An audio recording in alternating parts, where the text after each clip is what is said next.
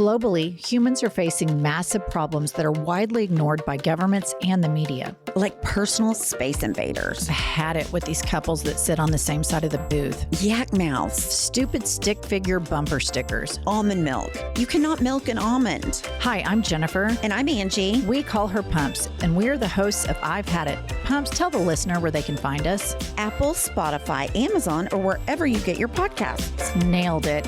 See you next Tuesday.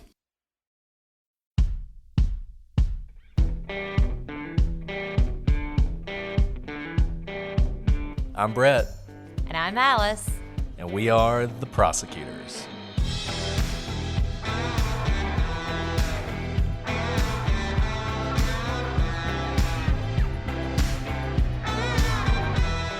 Today on the prosecutors, on a rainy Dublin night in December 2000, Trevor Deely left his Christmas work party and swung by the office.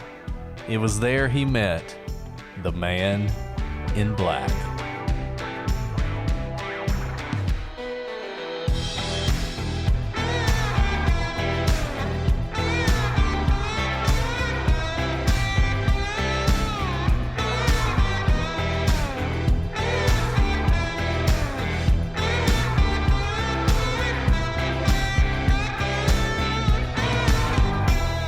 Hello, everybody, and welcome to this episode of The Prosecutors. I'm Brett, and I'm joined, as always, by my co-host, Alice. Hi, Brett. You know, I will listen to your wonderfully accented pronunciation of other countries' words any day. I have no idea what that meant, but it sounded beautiful. Well, that's appropriate, because supposedly that is Gaelic for beautiful, which you are, Alice. Always beautiful. A beautiful soul and a beautiful person. Well, that's very kind of you. Gaelic is like, man, I don't think I have the right muscles in my throat to do Gaelic words, so I'm impressed. Yeah, it's true. It is a difficult language, a beautiful language. If you've ever been to Ireland and you've been able to hear it, you know, it's always funny. I enjoy driving around other countries and listening to their radio stations in their native languages, and it's always fun in Ireland to do that, even though I don't understand anything. It's just fun to do. I've never been to Ireland, but I hear it's beautiful. I hear it's just gorgeous.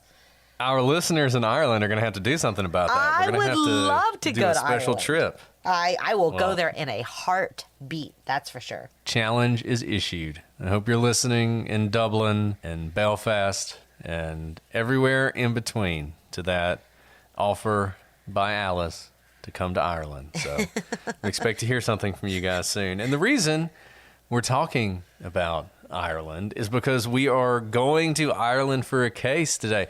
Alice, have we done an Irish case yet? I don't think so. I don't think we have either. We did one in Scotland. Not Ireland. And we've done though. Australian ones. That's right. But I think this is our first Irish case. And this is a good one. This is one of my favorite true crime cases out there. It's not super covered. I mean, there are people who cover it, but one of my favorite, one of the most mysterious cases, one of the most enigmatic cases that you're going to hear, the disappearance of Trevor Deely. Alice has never been to Ireland. I have. I actually went to Ireland on my honeymoon. We flew to England and we drove to Wales, and then we took a ferry from Wales to Dublin. And then we were so tired by the time we got to Dublin that we couldn't go to sleep. So we ended up just going to a bar in the middle of the night and drinking Guinness until, I don't think it closed, because I'm not sure when the bars actually closed. That sounds like the most Irish thing to do, right? To go drink Guinness in the middle of the night when maybe bars in America would be closed. Yeah, but it was like a bar playing Bon Jovi. You know, they had a band singing all American songs. So it wasn't quite the tourist experience that I wanted, but it probably was more authentic. It was more authentically Irish than if they'd have been playing, you know, like Irish rebel songs or something like that. Well, my husband lived in Ireland before we met, and so he talks about how beautiful it is all the time.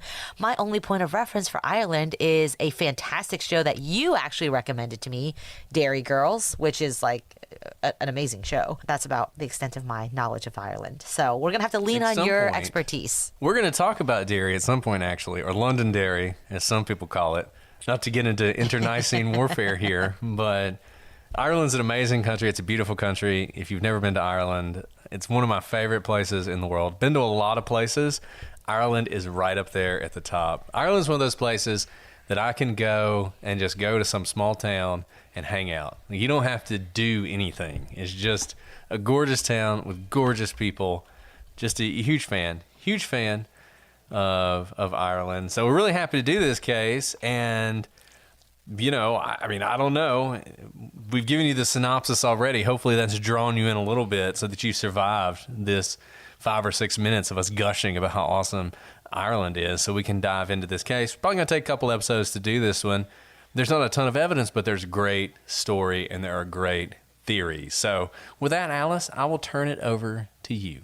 Thank you. Well, first, we have to thank the host of Shark Files podcast, a listener from Ireland, who not only brought this case to our attention, but provided the research, an awesome PowerPoint presentation, and descriptions of various theories. I remember reading this email and I was like, we have to cover this case. It was fascinating. And so truly, we've said this before, thank you to all of you who provide us with this type of research, because without that type of kind of boots on the ground research, because we're not an investigative podcast, we have, you know, full-time jobs here and families, we really couldn't have done cases like this without people like Shark Files.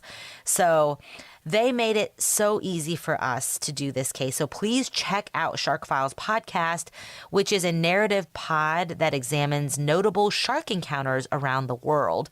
And it's been called the Case Files of Shark Encounters. So you know it's good. And I just love that. They do shark cases. They bring us like one of the coolest disappearance cases. I know. Thank you so much to them. I tried to hire them to do research for us. It was so good. And they were like, I'm kind of busy with my own thing. So unfortunately, we'll just have to enjoy the Shark Files podcast. So I hope you guys will check that out if you like. It's like Shark Week for your ears. It's so cool. Can it get any better than that? I can't wait. Well, it might give my kids nightmares, but they're like really into sharks right now. So this will be perfect for us. Now, with that all said, so thank you, Shark Files. Now, Trevor Deely was in many ways an unremarkable guy. 22 years old, Trevor worked for the Bank of Ireland Asset Management Centre as an IT worker. He was beloved by the other 9 people on his team, and his bosses would describe him as almost the perfect employee. He was well-liked, he was eager to learn, friendly, ambitious, and he lived like most 22-year-olds. He had a small apartment about a mile from his workplace, and he was often out socializing with friends. There was really nothing about him that would tend to make you think he'd be the victim of a sensational crime. But then, on December 7th, 2000, Trevor met the man in black and vanished into thin air. And it's funny, there's all these cases, all these great true crime cases, they always start with just an ordinary person. Sometimes people have these crazy conspiracy theories that somebody's really a spy or an agent for the DEA or some sort of informant. Like you hear that about cases like Maura Murray. But in reality, these are just normal people and something horrible and extraordinary happens to them.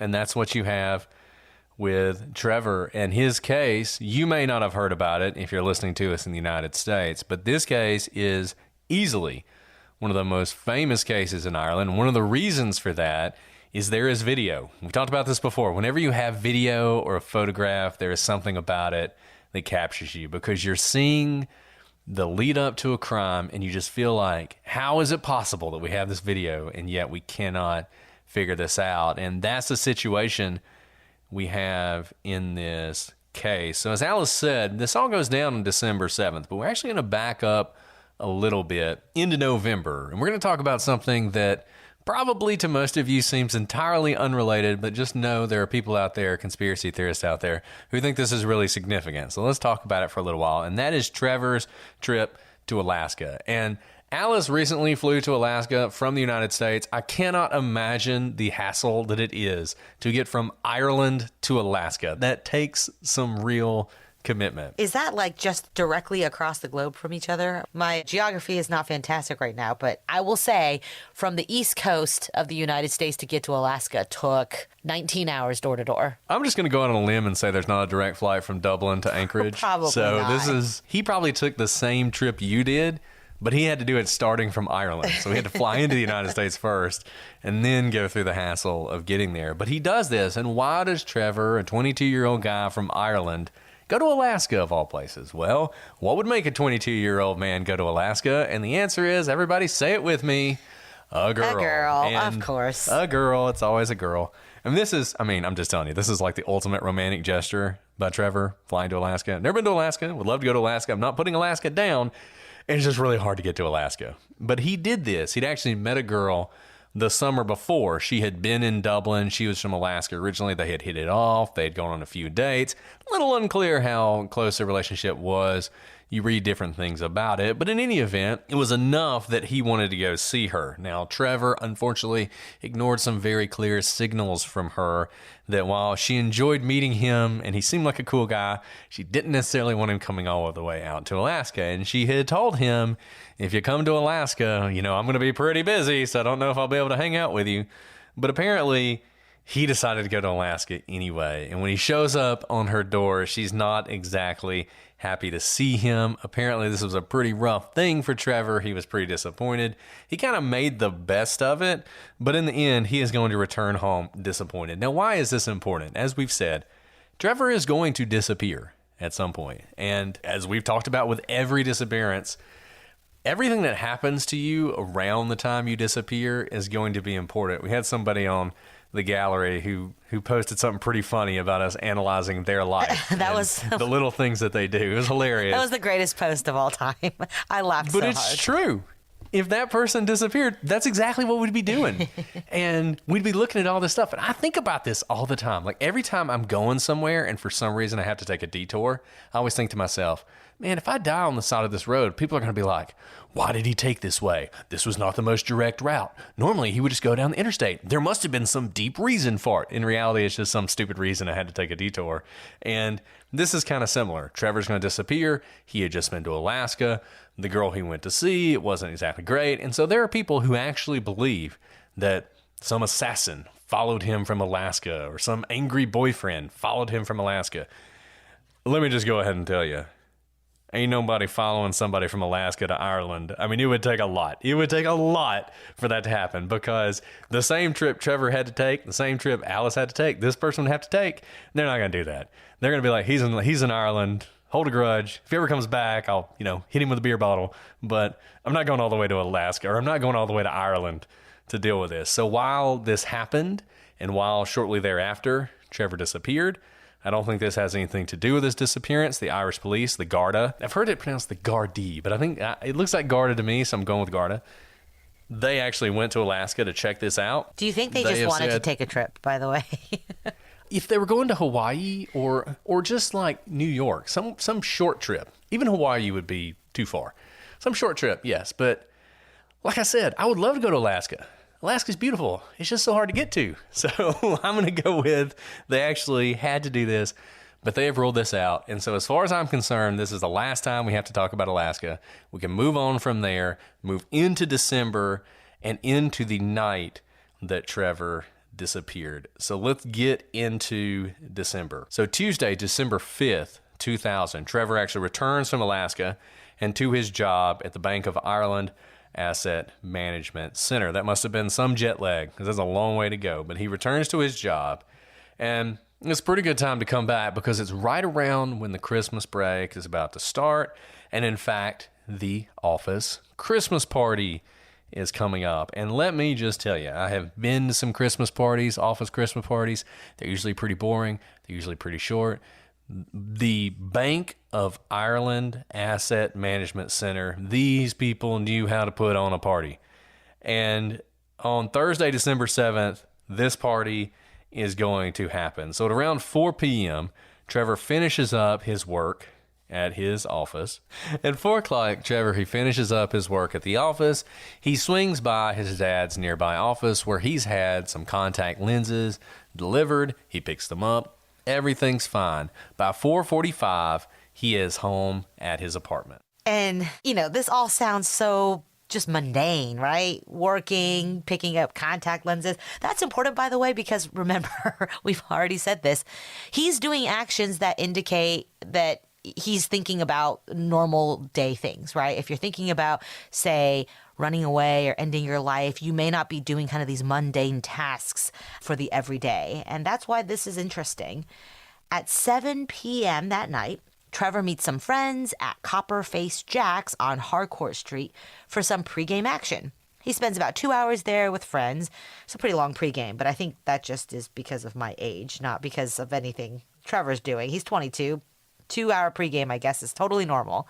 And after that pregame at 9 p.m., he goes to the staff party, which is at the Hilton. And the company had hired a band and provided dinner and drinks for their workers. Brett, this is like, I've never had a company party be this nice. But a whole band, I mean, sounds like kind of like a wedding.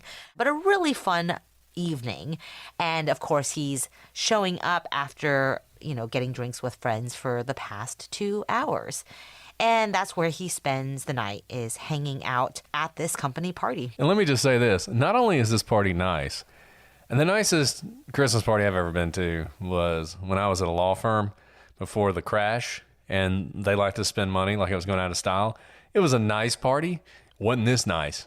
It didn't go this long. This party is like a work day. It's going to go on for forever. And as Alice pointed out, Trevor's already spent a couple hours drinking, so he is well into the alcohol by the time we reach sort of the end of this story. Sure. So, party kind of starts for him around 7. He gets to the party at 9 o'clock, and he's there for about 3.5 hours. He's there past midnight, and again, with kind of all that food and drink and a band, that's not too surprising that he's there to that hour. Now, we're just eking past the midnight hour, so now we're technically into Friday, December 8th, 2000. At 12:28 a.m., CCTV ATM near the Hilton catches Trevor walking out and then taking a small amount of cash from the ATM. He then goes back into the party. Probably, Occam's razor, it was maybe a cash bar at this point. Maybe it was an open bar before, or maybe it was a cash bar and he'd run out of money at that point and was just coming out to get some money to go back into the bar. I don't know if that's what happened, but kind of fits the narrative. Why would you get money and go right back in? He stays and continues at this epic party, epic company party. And at 2:30 a.m. or sometime after 2, the party's finally winding down. Again, this is man, I want to work at this company. This sounds like a fun party. And Trevor, who has been drinking now for, 7 hours at this point, decides to go to the after party, which is being held at Buck Whaley's on Leeson's Street, which is about just a 15-minute walk away. And this, again, sounds pretty normal. The party's been going well.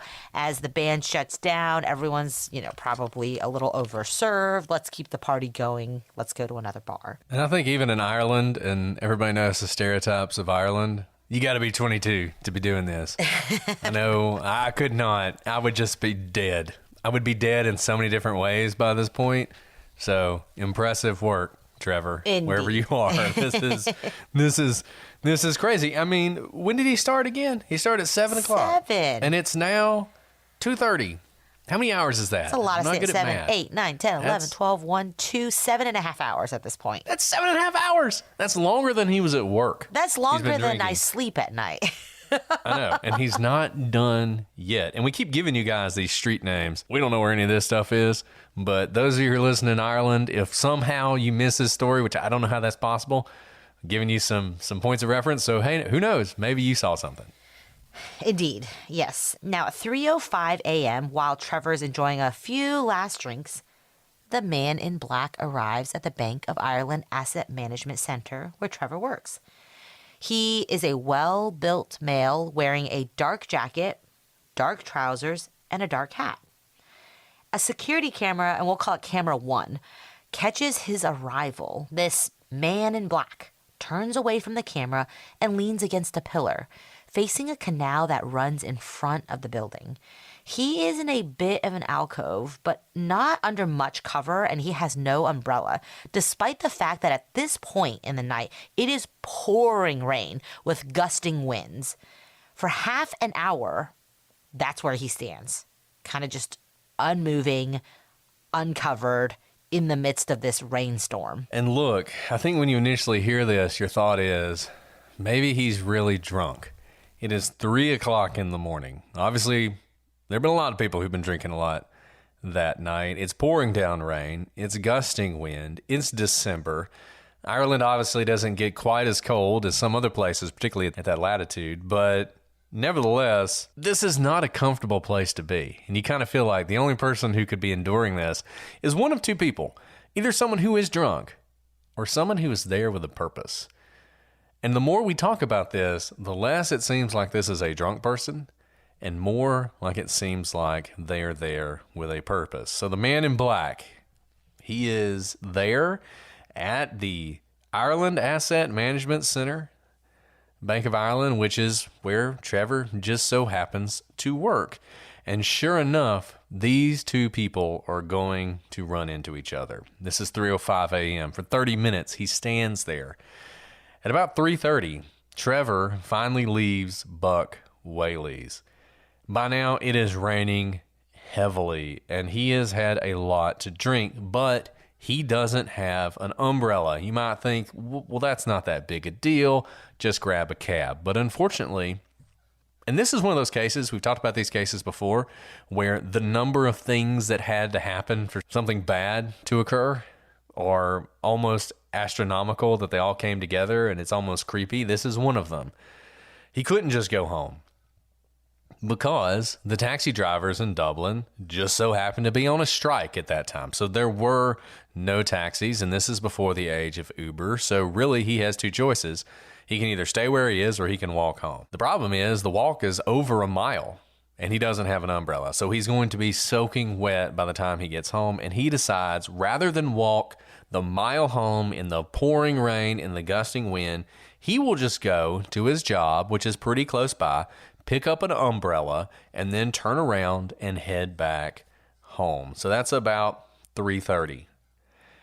At 3:33 and 30 seconds, and we know this because we have the CCTV footage, the man in black gets a phone call. It lasts for approximately 15 seconds. After it's over, he hangs up and he steps out from this slight alcove, from away from this pillar that he's been standing at for 30 minutes at the Bank of Ireland Asset Management Center. And he faces towards Leeson Street, standing sort of on the sidewalk, looking down this street in the direction that Trevor is coming from. Just want to point out again, Trevor leaves at 3:30. The man in black gets the phone call at 3:33. He is now looking down the road in the direction that Trevor will be coming from. At 3:34 and 11 seconds, so 40-something seconds after he hangs up, Trevor appears on camera one. Camera one is the camera that we have seen the man in black on from this point. As Alice said, it's a security camera at the Bank of Ireland Asset Management Center. So he is walking into the frame of this camera, and he appears to be on the phone, though that's a little unclear.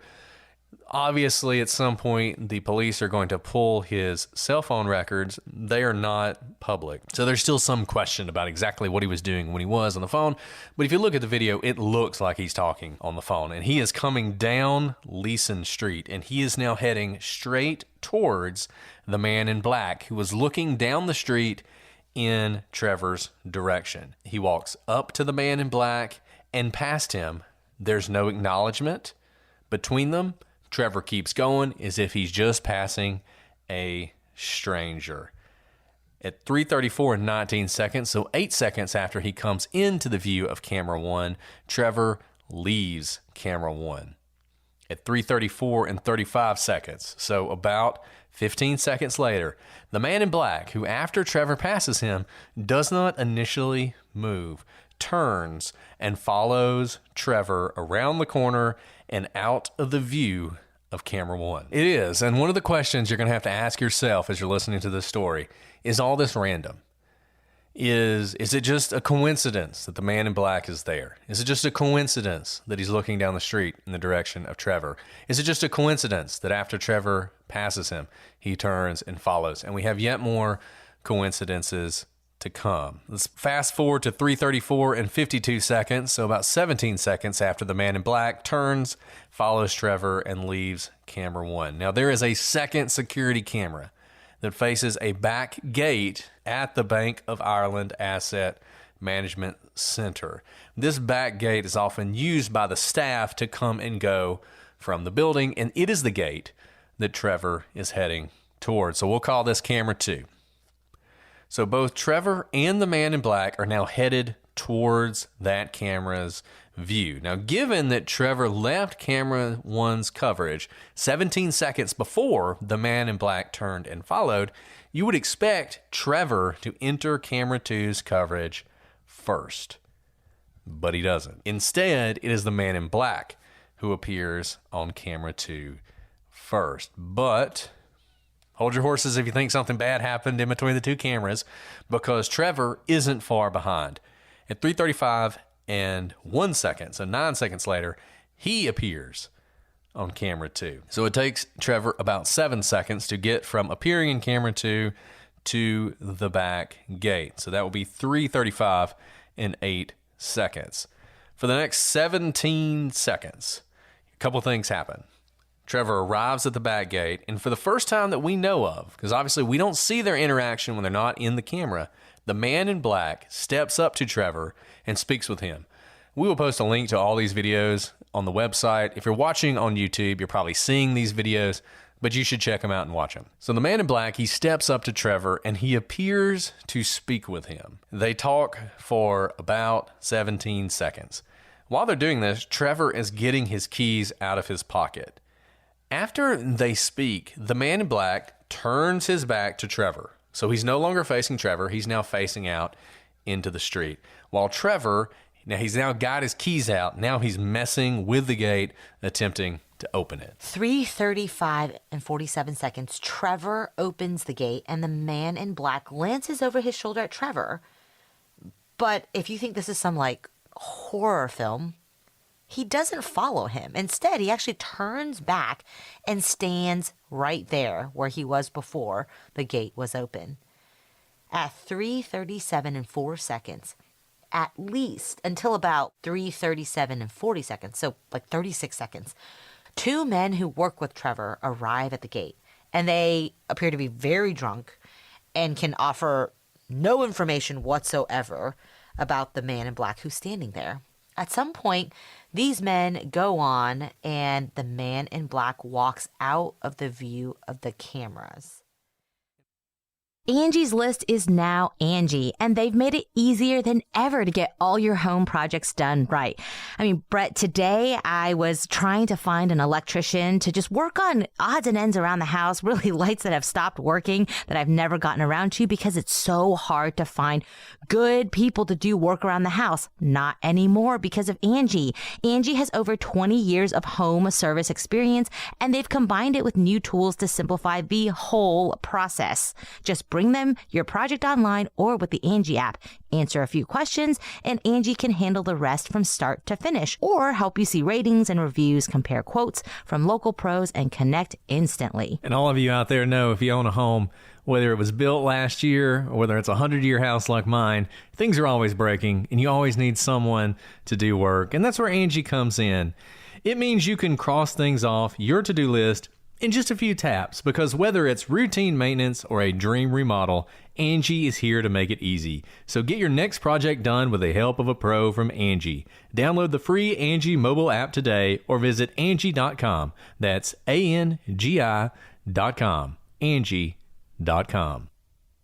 Alice, I don't know if you're like me, but I really hate going to the doctor. And worse than going to the doctor is trying to find one that you can trust. And that's where ZocDoc comes in. If you've been stewing about a health problem, you're resorting to texting your group chat to get your friends' opinions. I got to tell you, you're extremely unlikely to find a quality medical advice in a group chat, but you can find it from a doctor on ZocDoc. There are thousands of medical professionals on ZocDoc there to help you. They listen like a friend and give you the expert care you need. ZocDoc is the only free app that lets you find and book doctors who are patient-reviewed, take your insurance, are available when you need them, and treat almost every condition under the sun. Brett, it's so wonderful that there's no more doctor roulette or scouring the internet for questionable reviews. With ZocDoc, you have a trusted guide to connect you to your favorite doctor you haven't met yet. Millions of people use ZocDoc's free app to find and book a doctor in their neighborhood who is a patient reviewed and fit their needs and scheduled just right. I know this is so helpful for me now with 3 kids who are constantly getting sick. We're always looking for doctors, and ZocDoc makes the process so easy. Go to ZocDoc.com/prosecutors and download the ZocDoc app for free. Then find and book a top-rated doctor today. Many are available within 24 hours. That's ZocDoc.com/prosecutors. ZocDoc.com/prosecutors. Brett, now that I have a family of 5 and 2 very hungry growing boys, it seems like I am always going to the store to buy meat for these growing boys. Not anymore though, now with the awesomeness of ButcherBox that gets amazing quality meats delivered right to your doorstep. ButcherBox has options and deals that are so much better than what I find at my local grocery store. And I just feel good because I know that they are the highest quality of meats and seafood that you can trust because it's 100% grass-fed beef, free-range organic chicken, pork-raised, crate-free, and wild-caught seafood. And I also can rest easy feeding this to my family because I know it's humanely raised. There's no antibiotics or added hormones. Yeah, listen, doing the keto thing, I buy a lot of meat, and I got to tell you, it gets really expensive. And you always wonder, is this high quality stuff or am I cutting corners? Well, I got to tell you, there's incredible value with ButcherBox. You get a variety of high quality cuts at an amazing value, and it is so convenient. It is delivered right to your doorstep, and it is free shipping always. You guys need to check this out. ButcherBox is giving our listeners a special deal. Sign up today using code PROSECUTE to receive ground beef for a year, plus $20 off your first order. That's 2 pounds of ground beef free in every box for a year, plus $20 off your first order when you sign up at butcherbox.com/prosecute and use code prosecute. Find out why it's so amazing. Go to butcherbox.com/prosecute and use code prosecute. The Prosecutors Podcast is brought to you by Progressive Insurance. Most of you listening right now are probably multitasking. Yep, while you're listening to us talk, you're probably also driving, cleaning, exercising, or maybe even grocery shopping. But if you're not in some kind of moving vehicle, there's something else you can be doing right now. Getting an auto quote from Progressive Insurance. It's easy and you could save money by doing it right from your phone. Drivers who save by switching to Progressive save nearly $700 on average, and auto customers qualify for an average of 7 discounts. Discounts for having multiple vehicles on your policy, being a homeowner, and more. So just like your favorite podcast, Progressive will be with you 24/7, 365 days a year, so you're protected no matter what. Multitask right now. Quote your car insurance at Progressive.com to join the over 29 million drivers who trust Progressive. Progressive Casualty Insurance Company and Affiliates. National average 12-month saving of $698 by new customers surveyed who saved with Progressive between June 2021 and May 2022. Potential savings will vary. Discounts not available in all states and situations. And it's a little unclear exactly what these men are doing. They work with Trevor. They are totally blitzed. They are far more drunk than Trevor is. And this is something about this gate. So Trevor has a key to the gate. These men probably had a key to the gate, but maybe they didn't, or maybe they had forgotten it. Or it's possible they didn't know they could get in because, as we're going to talk about a good bit in this case, ordinarily there was a chain on this gate, and the employees couldn't actually open that chain. But the chain was off because there had been a delivery that had arrived at that gate somewhat earlier, and the security guard had come out and taken the chain off, and he never put it back on. And that allowed Trevor to go through. These men may not have realized that. And they may have been standing there hoping that the security guard's going to come out. But it's the middle of the night. It's pouring down rain. I'm sure the security guard was like, sorry, guys, if you can't figure out how to get in, you're just not going to get in. And so eventually they just sort of wander off. They go about their business. The man in black is standing there the whole time. Police talk to these guys. They don't remember anything. And at some point after they leave, the man in black sort of wanders off as well, and he is now out of the view of the camera. We don't know where he went. There's no camera footage of him, but he is no longer in camera 2's view. And Trevor doesn't just go into the building, grab his umbrella, and leave. He's actually in there for about half an hour. So from 3:36 and 1 second a.m. until 4:01:57 seconds, Trevor is in the building. Now, while he's in there, he does grab his bank-branded umbrella, but he doesn't leave. Instead, he sees Carl Pender, who is working the night shift. Trevor suggests they make a cup of coffee, which they do, and Carl was working, and Trevor's 2 roommates were away, so neither of them really had anywhere to go. I mean, it is like 4 a.m., but, they see each other, why not? Carl said that while Trevor had obviously been drinking, he wasn't drunk. And after they hung out for a while, Trevor checked his emails and said goodnight and headed out.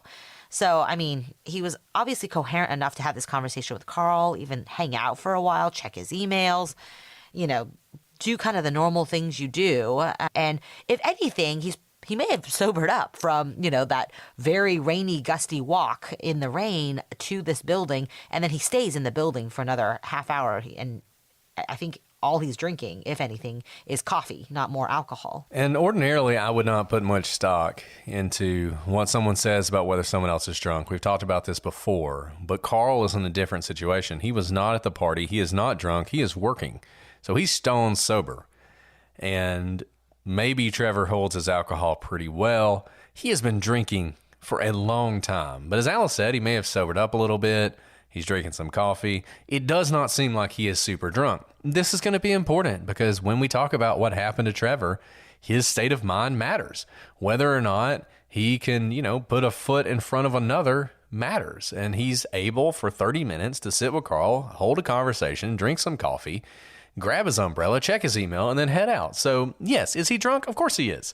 Should he be driving a car? Absolutely not. But is he necessarily going to say, fall over a bridge while he's crossing it? I don't know. It seems like this is a big strike against any theory that this is something that whatever happened to Trevor is related to his drinking. Another thing about this, it didn't seem like Trevor was in any sort of a hurry to go anywhere. So if someone was waiting for him, you would think he would just come in, do his business, maybe say hi to Carl, but not offer to have a cup of coffee and hang out and mention that his roommates were gone and so he didn't have anywhere to be. He clearly was maybe he was dawdling to wait until the rain had died down before he had to walk the mile home. But this doesn't indicate any sort of rush to get out of the building or even to get home. So after being there for about half an hour at 4:02 a.m., Trevor appears again on camera 2. Remember the camera on the back gate where the employees could come in. The man in black is not on camera.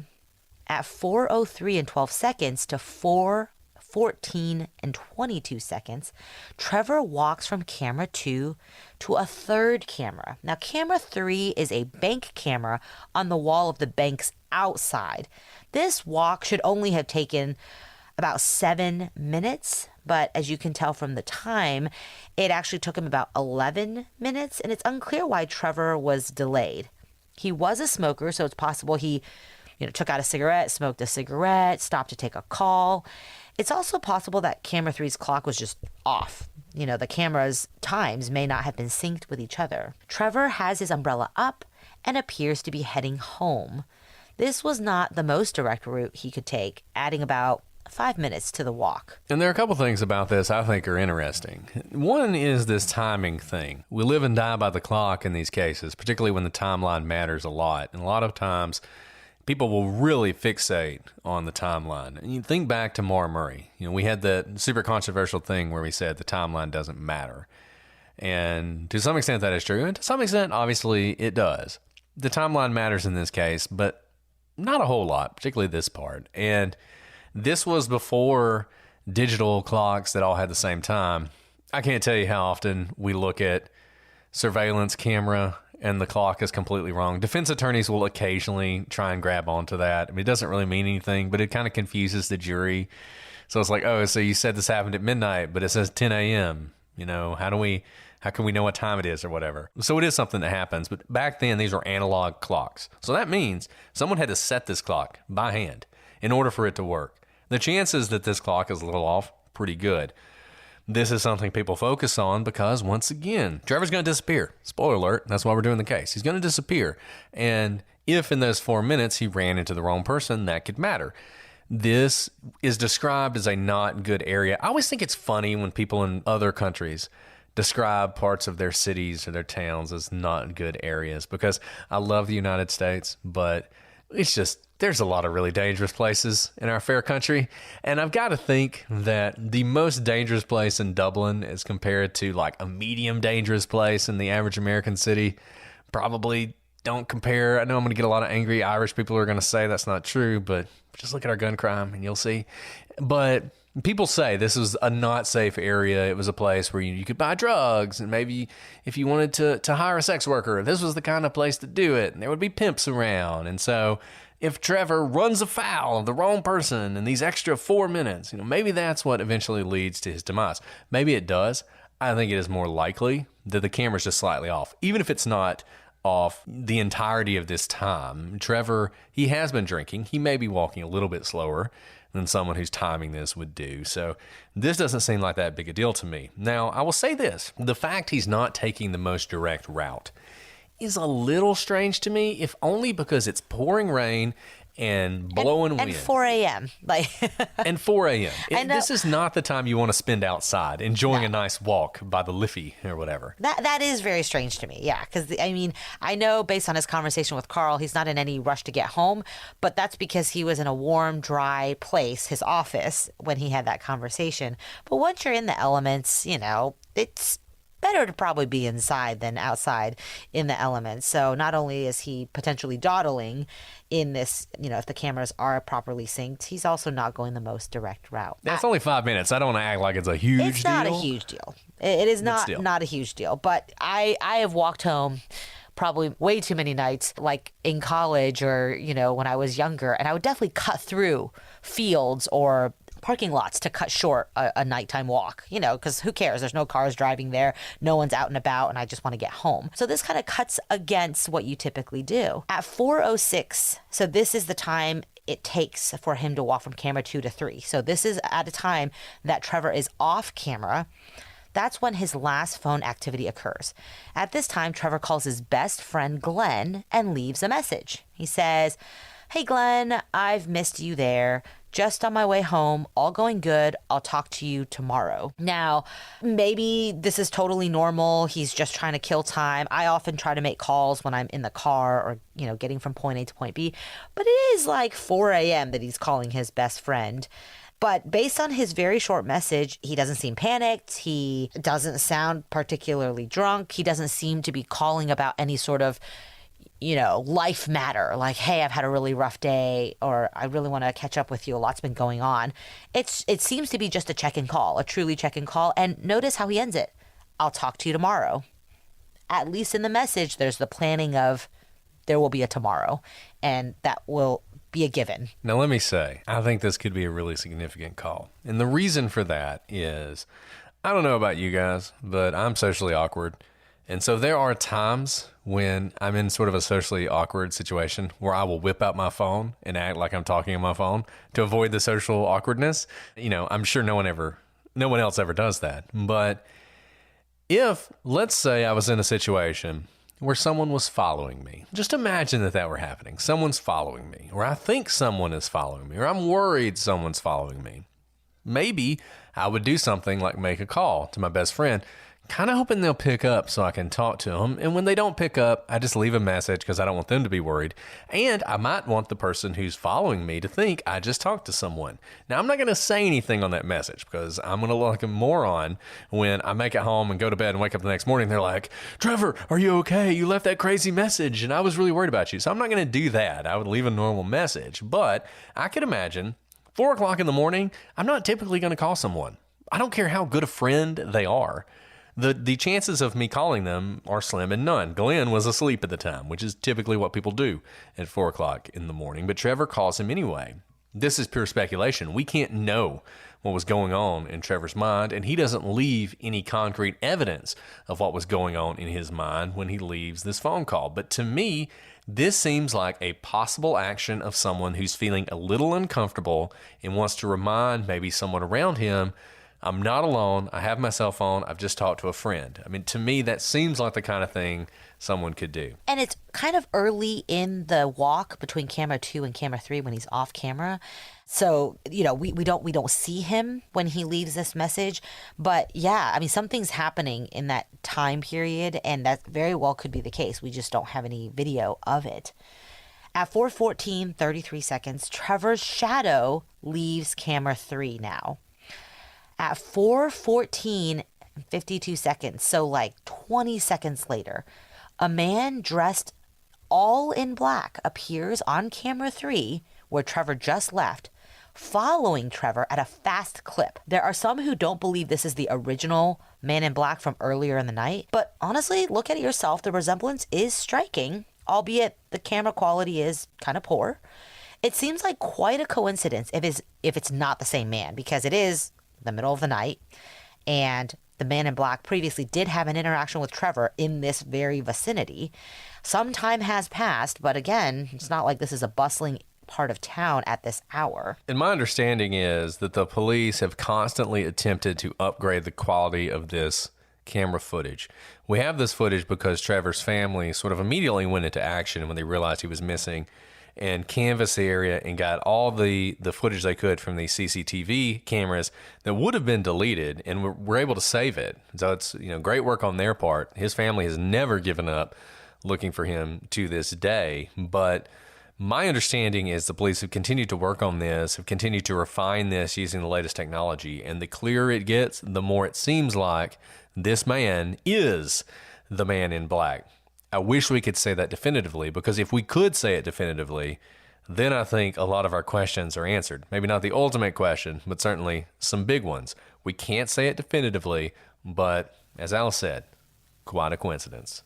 Quite a coincidence. After this man in black in this particular clip and Trevor leave camera 3's field of view, neither are seen on any other cameras that we have access to. At 4:14, 54 seconds, so 2 seconds after that man in black appears on camera 3, a shadow believed to be Trevor can be seen crossing the road. Now, remember what Brett said earlier, about the awkward conversation if you think you're being followed. Another thing I know I do when I think I'm being followed is change my walking pattern, whether it's crossing the road or walking in a way that I think might be a little erratic, so I can see if the person's actually trying to follow me. At 4:15 and 3 seconds, a car appears heading the same direction, and an unidentified woman comes seconds after. A couple follows about 30 seconds after that, and the couple came forward. The man in black and the woman never have. 4 total people show up around this area. 2 come forward and talk to the police, 2 being one of the women, and the man in black never come forward. And the couple say that they saw nothing of interest at 4:15 a.m. And it's hard to say. Again, I mean, it's the middle of the night. Remember, it's raining.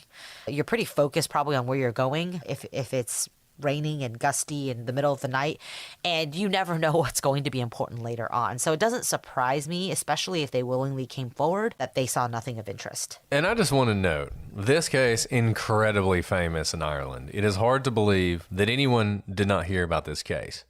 But of course, there are people who didn't. That's the problem with this kind of stuff.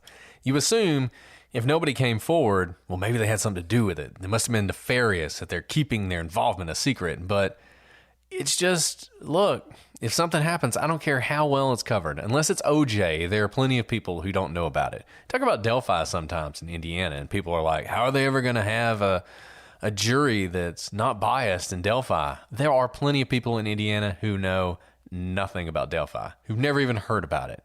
And I feel like the same thing is probably true of Dublin. So the police, they wanted to know who was in that car. They wanted to know who the woman was, and they wanted to know who the men in black were. And you would think if you were one of those people and you heard that story, you'd know it was you. It's 4:15 in the morning on a rainy, windy night. There aren't that many people out there. It's kind of remarkable in that time in the morning on this kind of night that many people and a car are seen. in this video. But the only people who come forward are the couple. The man in black never does. The woman never does, even though the woman is right on the man in black's tail. I mean, she is very close behind him. She's closer behind him than the man in black is to Trevor, for instance. And then you have this car come by. It's interesting the couple doesn't see anything because they're only about 30 seconds afterwards. And one of the theories, and as we talk about theories, is that someone grabbed Trevor and threw him into a car. If that happened in this circumstance, it had to have happened almost immediately after this. You would almost have to believe that the woman was involved. The man in black and the man in black grabbed Trevor. The woman throws open the door of this car. They throw Trevor in the back. They jump in and they take off. And 30 seconds later, this couple walks by and they don't see anything. You almost have to believe that that's what happened. It's also interesting that CCTV footage, like I said, Trevor's family, I mean, they are scouring the area. They're pulling everything, and yet no other CCTV cameras, of which there are many, and were many in Dublin, even at the time. Now there are even more, but even at the time, there were a lot. None of them catch Trevor after this point. And that is something that makes you wonder about what happened. And in fact, Trevor's never seen again after that 4:15. We've been following the time by the second, as you've heard, for the last couple of hours. But that is it. That's all we have. The next morning is a work day at 9 a.m. Trevor doesn't show up for work, but given the raucous party the previous night, no one's surprised and no one thinks anything of his absence. I can't believe anybody showed up at work at 9 o'clock the next morning. I can't believe they had work. Usually these parties, if they're going to go till 2:30 a.m., it's going to be like a Friday. But nevertheless, you know, a lot of people left the party at the same time, around 2:30, coming back to work in 6.5, 7 hours. If you don't show up, I wouldn't be surprised. And that's exactly what happened. Trevor doesn't show up. No one thinks anything of it. It wasn't until Monday that anyone realized Trevor was missing. And this is another one of those examples of the things that have to happen. So Trevor had 2 roommates that he lived with, 2 women that he lived with, but both of them were out of town that weekend. If either one of them had been there, they would have known that Trevor never came home. But they didn't know that. And because the next day was right after the party, normally if you don't show up for work, someone's going to think something of it. But nobody did. And so a full 72 hours is going to pass before anyone realizes there's a problem. It's not going to be till Monday. And by that time, you're going to lose a lot of evidence. You're going to lose a lot of time. And wouldn't you know it, it's not just that. It's not just that keeps us from having basically any evidence other than what we've already discussed, any evidence of what might have happened that day. And if you want to blame somebody for that, blame Bill Clinton. President of the United States, still president of the United States in 2000, if only for a few more days. Bill Clinton is visiting Ireland. Bill Clinton is a son of Ireland. He loves Ireland. We're going to talk more about his relationship to Ireland later. But he is going to visit Ireland on his last trip as president of the United States. And sure enough, he's going to Dublin. And what happens when the president of the United States goes and visits somewhere? Well, the Secret Service shows up a week ahead of time, and they scour the area. And they're checking in, every possible place, the manholes and in the dumpsters, and they're throwing stuff away, and they're making sure there's nowhere anybody could hide. And basically, they scour this area. They search everything, which you might think is good. Oh, they're searching everything, so maybe they'll find some evidence. They're not looking for evidence. What they're probably doing is destroying evidence. If, for instance, let's say they found an oversized umbrella with Bank of Ireland Asset Management Company on it. Hey, maybe one that Trevor had that night. What happens when they find an umbrella laying around on the street? They're going to take that and throw it away because you never know. It might be there might be a gun in that umbrella or something. They're going to get rid of it. So they're scouring the area, basically destroying everything that might lead us to what happened to Trevor. Now, it's certainly the case, on the good side of this, they didn't find Trevor's body. They didn't find him in one of those dumpsters. They didn't find him stuffed down a manhole. They didn't find any indication of him, but the problem is they weren't really looking for him. And to the extent that people say things like, nothing was ever found of Trevor's, none of his clothes, not his cell phone, not his umbrella, it's possible that some Secret Service agent He's retired in Wisconsin right now, eating cheese. And while he was there, he found the umbrella and threw it away and never even realized how important that was, which is another reason we like to do this podcast, because you never know. That cheese-eating Secret Service agent in Wisconsin, maybe he's listening to this podcast right now and he remembers finding that giant umbrella. But these are the things people point to. There was no evidence of Trevor ever found, so this must have been something nefarious. But it's possible that that evidence was just thrown away. So this is like a huge wrench in this investigation. Right as it's getting going, all of this is possibly being lost. So those of you who don't like Bill Clinton, you can blame him for the possibility that evidence was destroyed in this case, even though probably not Bill Clinton's fault. But it's hard to say. It's just hard to be definitive about anything in this case, particularly about the lack of evidence when you know that that was going on in Dublin just a few days after Trevor disappeared. Like, oh my goodness, what about all these events? Of course, like, when does the President of the United States come to Ireland? Of course, it's right after Trevor goes missing and all of this evidence, potential evidence, would be destroyed. But you do make a really good point. I do think they would have found probably a body if Trevor's body were around, and they didn't. So this is a true disappearance case so far. Yeah, and that's important because that's another thing people will often say is, you know, if you go back to the Brian Schaefer case in Ohio at the Ugly Tuna Saloon, one thing people suggest, and I guess people do this, though this seems, I've never been drunk enough to do this, but people will often say, well, you know, people get really drunk and they'll climb into a dumpster to rest before they go home. And so maybe he climbed into a dumpster and then the dump truck came by and he was crushed and then he was taken to landfill and they never found him, right? Or maybe someone killed him and threw his body into the dumpster. And people say the same thing about Trevor. Well, the trash would have had to run pretty fast because this is one of the things they would have searched. So if you think that happened, it had to be a fast thing. It was a close run thing because the Secret Service people, the security people from Ireland, they would have been looking into those places. So as you said, in one way, this seems to limit some of the possibilities. In the other ways, some of the things we're going to point to as reasons maybe we don't think certain things happened. You always have to keep this in the back of your mind because this might be the explanation for why we aren't seeing the evidence that we think we should see. And that's about it, guys. You talk about this case and not being followed that often, there's not a lot of evidence. We have this video, and that's about it. We don't have much more about Trevor. His sister would call him several times over that weekend. He would never answer, and she would say the phone rang, which has led some people to believe that means the phone was still intact somewhere. We know from covering cases that is so hard to say. The notion that a phone automatically goes to voicemail when it's out of commission, maybe. It doesn't always. It depends on your service, It doesn't honestly. always. It really does. So we can't say that for certain, but it is something that was happening. She was trying to reach Trevor. She never got in touch with him. One thing I do think that indicates, there's some people that wonder if maybe he made it back to his apartment and then was killed later. There's no indication he ever made it back to his apartment. That umbrella wasn't there. Nobody ever spoke to him. Most likely, Trevor was, whatever happened to him, he was spirited away that night as he was walking back home. Especially because he never shows up on another camera. And so that, you know, we of course don't have full coverage of the entire city, but based on the number of CCTV cameras in this area, if he made it all the way home, we probably would have seen him on another camera. I think that's right. And I mentioned Brian Schaefer earlier. This is kind of a similar case in some ways to Brian Schaefer.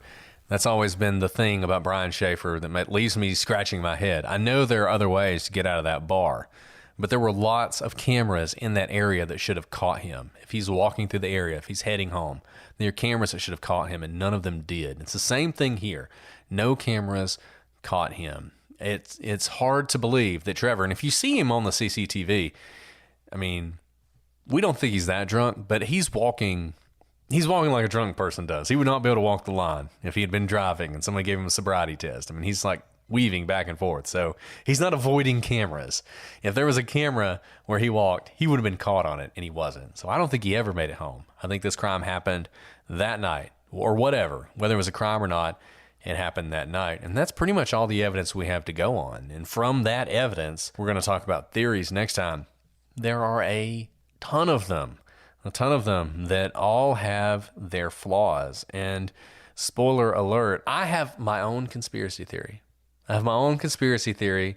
that I've never seen anyone suggest before. So that's going to take quite a while because it is very convoluted. It's the kind of, like every conspiracy theory, there's so much going on in it that I don't know that anyone's going to believe it. But I have a conspiracy theory, and I'm looking forward to hearing you guys poke holes in my conspiracy theory. So we're going to go through sort of the mainstream theories, and then we're going to talk about my conspiracy theory. And you guys are going to want to hear this. The whole conspiracy theory might be its own episode, and it's worth listening to, actually. I've actually thought about that. Can I do the whole conspiracy theory in less than an episode? I'm not sure. I don't think you can. There's a lot. There's a lot. Now, fortunately, there's a lot of other theories to talk about. So if this goes 3 episodes because I have to talk about my conspiracy theory for an entire episode, that's fine. That's fine. That's what we'll be talking about. It's a worthy conspiracy theory, Brett. It is a worthy one. Thank you, Alice. I'm glad you think it's not entirely insane. No, it's kind of insane. But y'all should. I hope we've whetted your appetite because you definitely want to hear this. Yes, you definitely are, not because it's crazy, which is what Alice seems to be implying, because it's very likely and probable.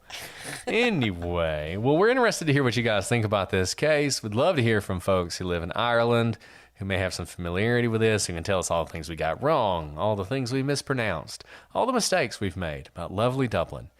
And we can't wait to hear your invitations for us to join you in Ireland and talk about this case in person over a pint of Guinness. If you guys want to reach out to us, prosecutorspod@gmail.com, @prosecutorspod for all your social media. Hello to those of you watching this on YouTube and seeing the video of the man in black running on loop, which is probably what you're looking at.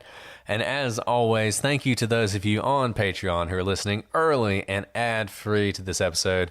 We appreciate you so much, and we always look forward to your thoughts and comments. I do want to say one other thing. And those of you who don't know, if you don't know that Cheryl McCollum has her own podcast, Zone 7, you got to check it out. It's amazing.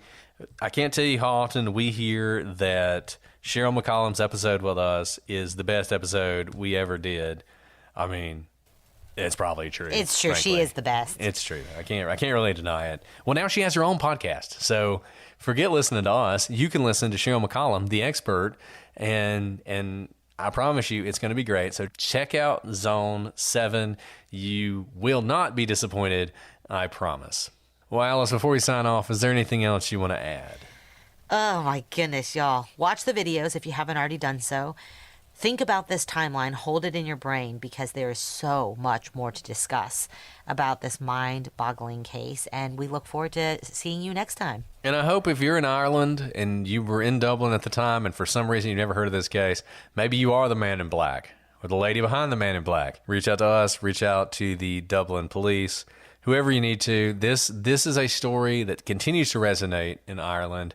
And Trevor's family continues to look for answers, and if we can give that to them, that would be amazing. Well, we'll be back next week with theories, but until then, I'm Brett. And I'm Alice. And we are the prosecutors.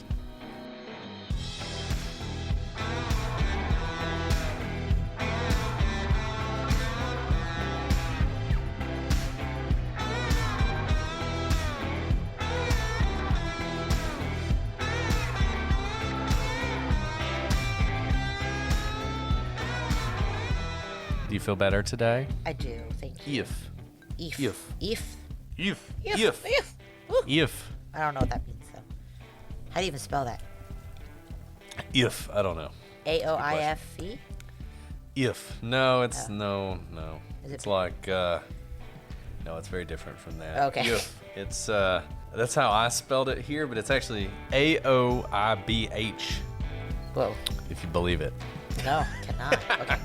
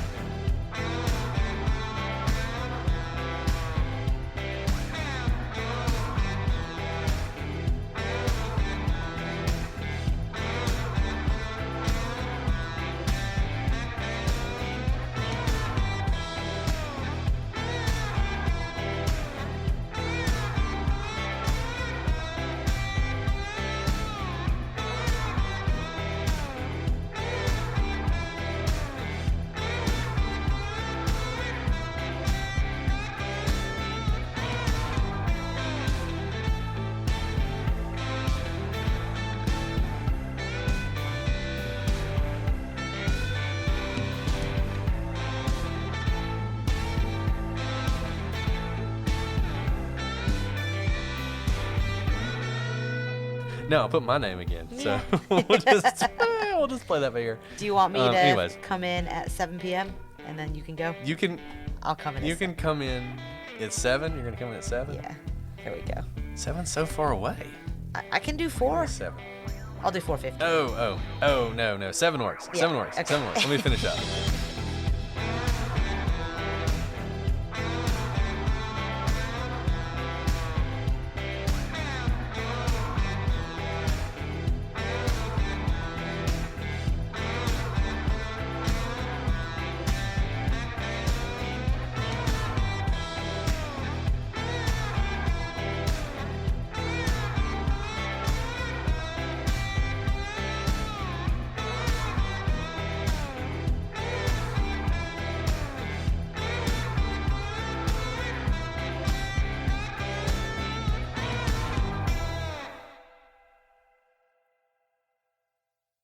See what's streaming free all month long during Amplify AAPI Voices on PlutoTV.